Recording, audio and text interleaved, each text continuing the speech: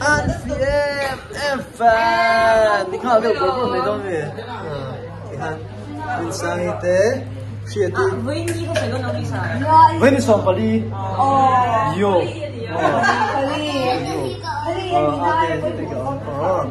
Luôn đùa tại hết ta lâu phê rồi xem. Hello song song hi PUC football team. Min trôi om trai em tu tên hi. Mang tên tên. Min sang hi. Sihu. Miss Anita. Nó lồng pui.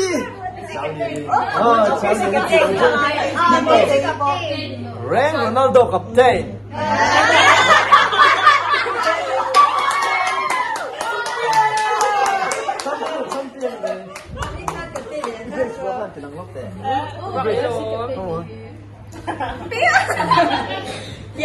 Feli, kita tak hendak jangan tak main tu supaya.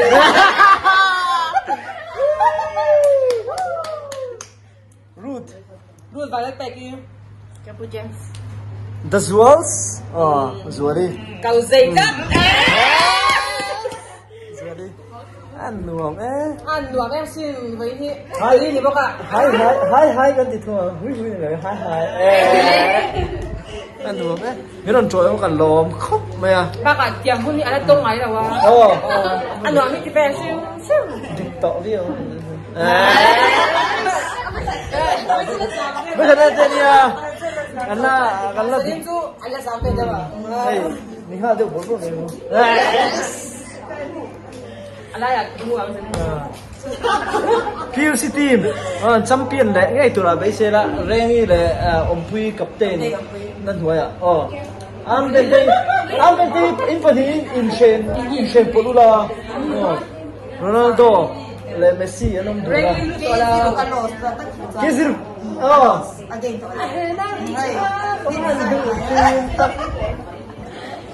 Thì cuốn bị vậy thật không muốn ăn đi, đi nào lúc này.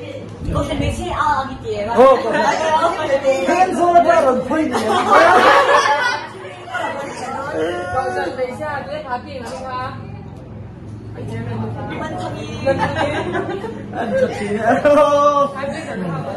Routine midfielder. Này là qua trong là lâu cái hiền, khối yang ấy kiểu Women's League hiền. Kulikona. Ni mình sub chef. Rồi thì thế là hiền khối kiểu. Isaac Stephen.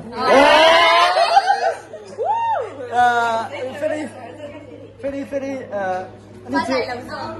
Variante. First 11. Aku mau variante. David tadi aku lihat an pay thau sak hết rồi. East Bengal forward mo. David dah. Bun mày. Chuan ông Pui thiên chiến này rồi, ông Pui fair mo. Fair top. Biết cái con thằng nào ông đi. Chuan, phải mo. Chính phải sáng cũng là gia đình về lại hết bò thì anh ngày tuổi mấy cả chú vàng thiên số nó cho cái rồng bò phê nha cô thần để trên không bùi khá nó số lượng mà sẽ rồng chim phê này chơi hay là chim phê bò chim phê rồng phê á chuan Miss Anita Mizoram University Miss Miss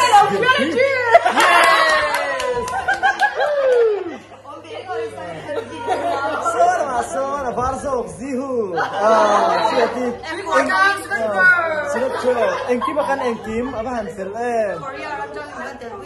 PUC so afmu chua ani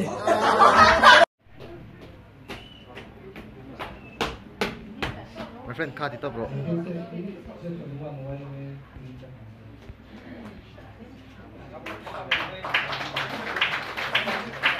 sih video tak sih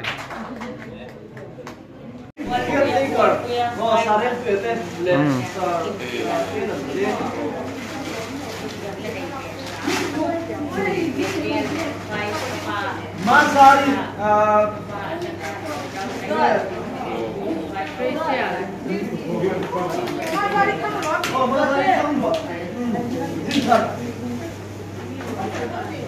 Mi chi kia.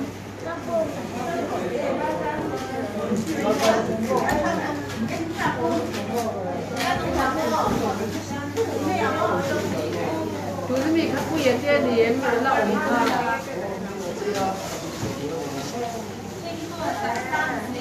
What?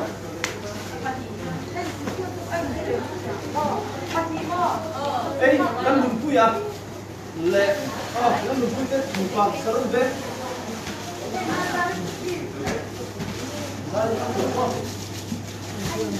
What? Association of Mizoram Licensed Coaches. GSC là mình tắt. One. HTVR. One. Under 14 grassroots. No. All team here. One. The Pampiros. Oh, Pampiros.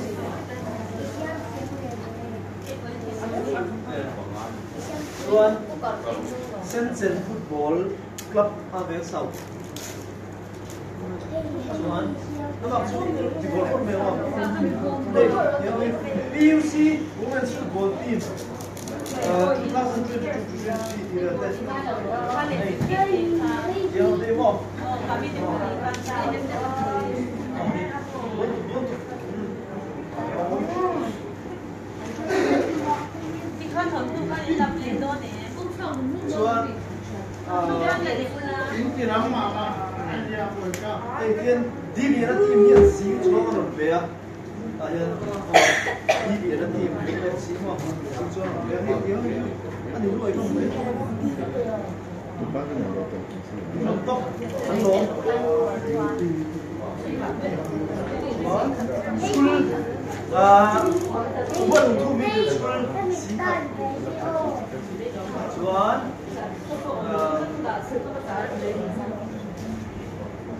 อันนี้มันเนี่ยตั้มเลย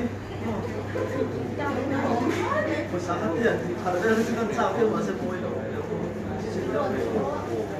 มันที่เป็นภาษาอังกฤษเนี่ยมันตัวอย่างนี้ใช่อ๋อส่วนเบลส์ทีมเขาวิ่งอันนั้นเราไปเอ๊ะ yes Pampiros ya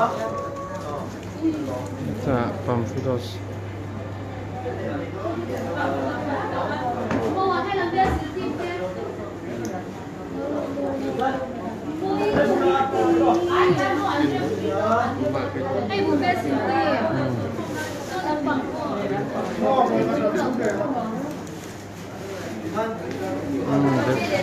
Video.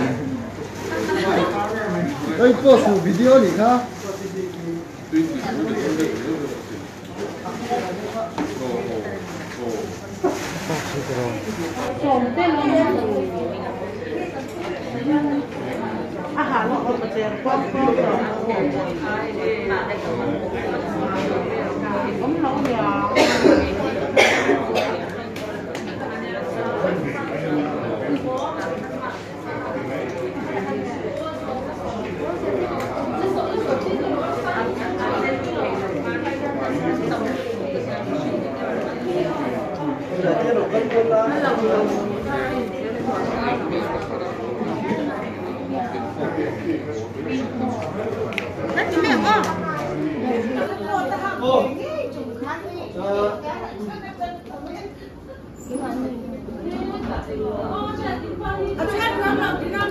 À, nói chuyện có bắt ôm về.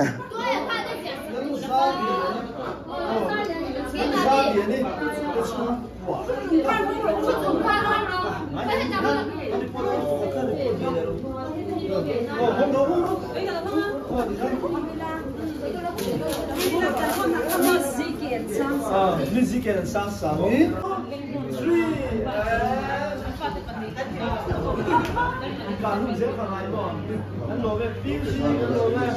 Champion Green.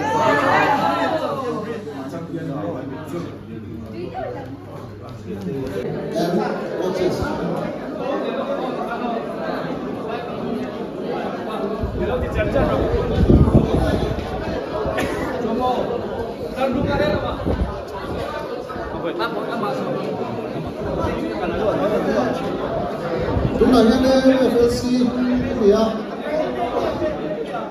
anh đi đợt này Reliance